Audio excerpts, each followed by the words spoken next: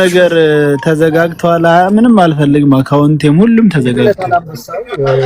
እዛ ሀገር ላይ ሁሉ ሙሉ በሙሉ ከሲስተም ውጭ ሆነ ያለው ያው ለአምስት ቀን ከተሰጠኝ ወረቀት ውጭ የለም። ገንዘብ ማንቀሳቀስ አልችልም፣ ማውጣት አልችልም። ምንም ኢንሻአላህ ሁሉም ነገር ባላ ፍቃድ ነው የሚሆነው። ምንድነው የተፈጠረ ነገር አለ? እንዴት ነሽ? እንዴት ነህ? አማን ነው አለን። የተፈጠረ ነገር አለ? ምን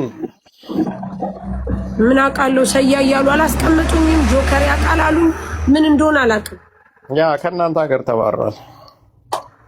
እሺ ጠብቀኝ ነው አዋሩ ጠይቁት።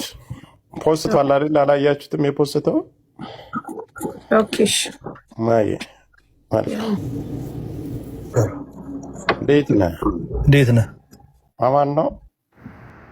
አሰላሙ አለይኩም ሰላም ቤተሰብ። እንግዲህ እንደሰማችሁት ነው የሰይድ ወረባቦ ጉዳይ።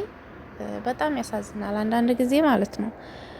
ዝም ብለን ስናየው በቃ አፍን ሰብስቦ እጅን ሰብስቦ አለሁ የለሁም ሳይባል ማለት ነው በሚመለከተው ነገር ላይ መኖር ይሻላል። እኔ እንጃ ብቻ እኔ እንዴት እንደሆነ በቃ ስነ ስርዓት ባለው መንገድ ሲናገሩም ጠብቆ ስሜታዊ ሳይሆኑ ንግግርን ጠብቆ በቃ ካፋችን የሚወጣውን ነገር ይሄ ነገር ምንድነው ተብሎ ጠብቀን ብንናገር ጥሩ ነው። ሰይድ ወረባቦ እንግዲህ አንዳንድ ነገሮች እያመለጡት ነበር ሲናገር ማለት ነው። አንዳንድ ጊዜ ወደ ዘረኝነትም ይወስደው ነበር ስሜታዊ የሆነ አንዳንድ ሰዎችም ኮሜንተሮችም ከታች ኮሜንት ሲጽፉ ምናምን ያንን ነገር ሲያይ ወደ ዘረኝነትም ወደ መጥፎ ንግግሮችም የገጠር ልጅን ተሳድቦ ነበረ። አንተ ዲቃላ ምናምን ብሎ እንግዲህ የሰው ልጅ ስሜታዊ ሲሆንና ሲናደድ የሚናገረውን ነገር አያቅም። ይሄ ሚዲያ ደግሞ ማለት ነው በጣም ከባድ ነው። ተመልካቹ ብዙ ሰው ስለሆነ 10 ሰው 15 ሺህ 20 ሺህ 30 ሺህ ሰው ቁጭ ብሎ የሚያዳምጠው የሰውን ንግግር ነው።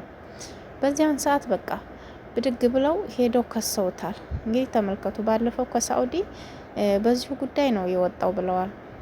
በዚሁ በቃ አሁን ሳኡዲ እንዳይመለስ ተደርጎ ነው እንደገና ወደ ዱባይ የመጣው ነበር። አሁን ደግሞ ከዱባይ ተባረረ። ተመልከቱ እንግዲህ የሰው ልጅ እንጀራ በጣም ከባድ ነው። እንግዲህ አንድ ነገር በቃ በጣም ወንጀል አድርገው ነው የከሰሱት ማለት ነው። በዚህ ላይ ብር እየሰራ ነው፣ እየሸቀለባት ነው። በሀና ጉዳይ እንትን ብሎ ብር እየሰራ ነው። ቲክቶክን ከፍቶ ሚዲያ ምናምን ብለው ላይቭ እንዳይገባም ተከልክሏል ማለት ነው አካውንቱ። ሁለተኛውም ያው እንዳሰማችሁት ከአካውንት ብር ማዘዋወርም መላክም አይችልም። በቃ ቀጥታ ወደ ኢትዮጵያ እንዲገባ ነው እንግዲህ ፈርቷል። እሱም ኢትዮጵያ ገብቼ ኢንሻአላህ በሰላም ከገባሁኝና ደግሞ እንደባለፈው ካልተፈጠረብኝ የሆነ ችግር ብሏል። ያው እንግዲህ ካላገቱኝና ካላሰሩኝ ነው እገባለሁ ላይ ብሏል።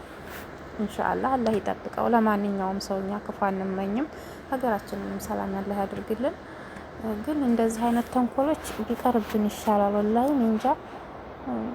እኔ እንጃ ለአንድ ጊዜ ማስጠንቀቂያ ቢሰጡት ኖሮ እንደዚህ ከአንድ ሀገር ላይ እስቲባረር ድረስ ይሄን ያክል ከበድ ያለ ነገር አይደለም ያደረገው ሰይድ ወረባቦ። ለእህታችን ፍትህ ነው የጠየቀው፣ ለእህታችን ለሃና ማለት ነውና ፍትህ ጠይቋል።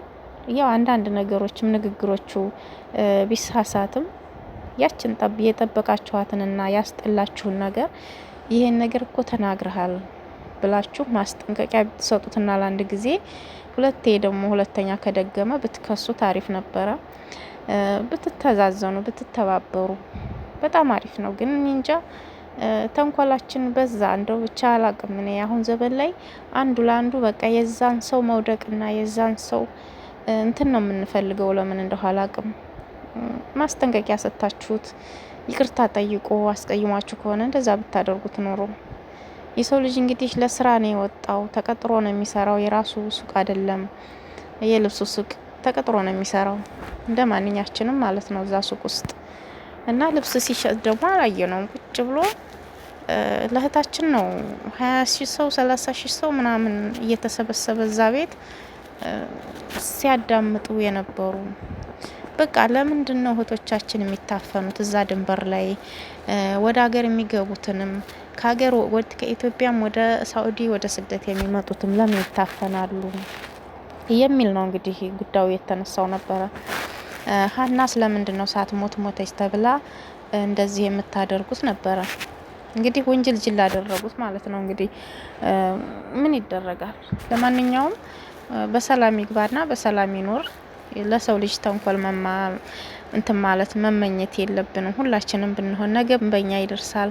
በማናቀው ነገር እንደዚህ ተንኮል ሰሪዎች ልክ በማናቀው ነገር የሆነ ነገር ይጠመጠምብናል በራሳችን ላይ ማለት ነውና ከባድ ነው። በቃ በአሁን ሰዓት ላይ ስትኖሩ በተለይ ደግሞ እናንተ ታዋቂ ሚዲያ የምትጠቀሙ ሰዎች ብትጠነቀቁ ካፋችሁ ጥሩ ነው። አፋችን በጣም ከባድ ነው። እቺ ምላሳችን ማለት ነው ብዙ ነገር ታወጣብናለች። በዚያን ሰዓት በቃ የሚሰማን ሰው ለብቻችን ያወራን ነው የሚመስለን። ሰው ተንኮል ያስብብን ያንን ነገር ይዝብን አይመስለንም እና ከባድ ነው። ሀቢባ ቤትም የሆነ ነገር ሲናገር ነበረ አቡፋኖ ማለት ነው። ይሄ ሰይድ ወረባቦና ሀቢባ ራሱ በጣም እየተቆጣች ነበር። እኔ እንደዚህ አይነት አስተሳሰብ የለኝም፣ ሁሉንም ሰው በአንድ የማይ ሰው ነኝ፣ እንደዚህ አይነት ነገር የለብኝም ምናምን እያለች ነበር። እንግዲህ ያችን ነገር ይዘው መሰለኝ የከሰሱት ማለት ነው። ሁለተኛ ነገር የገጠር ልጅ በሰደበበት ባዋረደበት፣ ሶስተኛ ነገር የሰበሰበ በብር እየሰራ ነው በልጅቷ ስም ብለው በብዙ ነገር ነው አወናጅለውት። ዞሮ እሱም እየተናገረ ነበረ። እኔ ብዙም የሰው ንግግር በጭንቅላቴ ሴፍ አድርጌ ያልይዝምና ነው እንጂ እሱም እየተናገረ ነበር እና ከባድ ነው።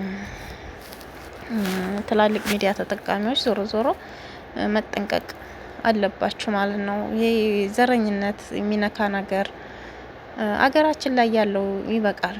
እንደገና ደግሞ እዚህ በሚዲያ ላይ በኦንላይን ሆናችሁ እንትን አትበሉ። ከባድ ነው። ብቻ ለማንኛውም አላህ ይጠብቃል። እንግዲህ ሀገር በሰላም ገብቶ በሰላም የሚመጣ ያድርገው።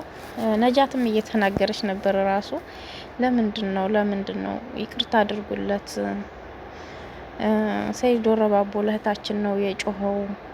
በዚህ ላይ ልጆች አሳዳጊ ነው። በዚህ ላይ እህቱ ከሞተች አሁን በቅርብ ነው የሞተችው። የሰይድ እህት የቲም ናቸው። የቲም አሳዳጊ ነው።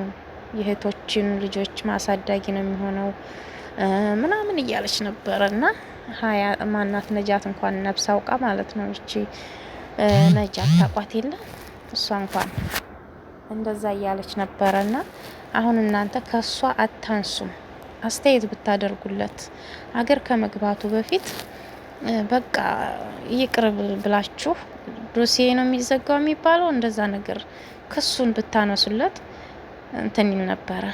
እንግዲህ አንድ ሰው ከአንድ ሀገር ላይ መባረር ማለት ከባድ ወንጀል ነው። ከባድ ወንጀል ካልሰራ ከአንድ ሀገር ላይ ከሀገራችን ላይ ይሂድ አይባልም።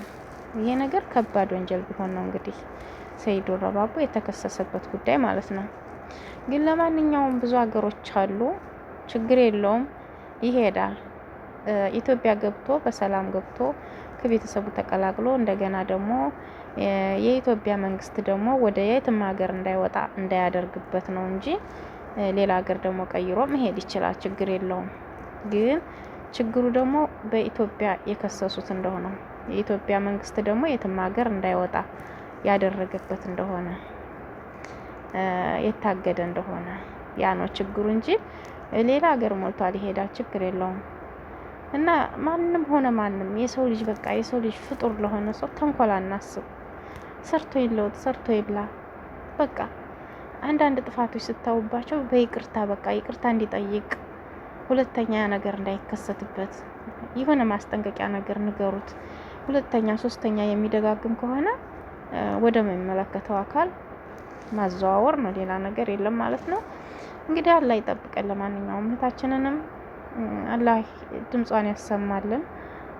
እንግዲህ ሰይድ ወረባቦም አላህ በሰላም ሀገሩ ያስገባውና እንትን ይበል። ሁላችንም አላህ ይጠብቀን።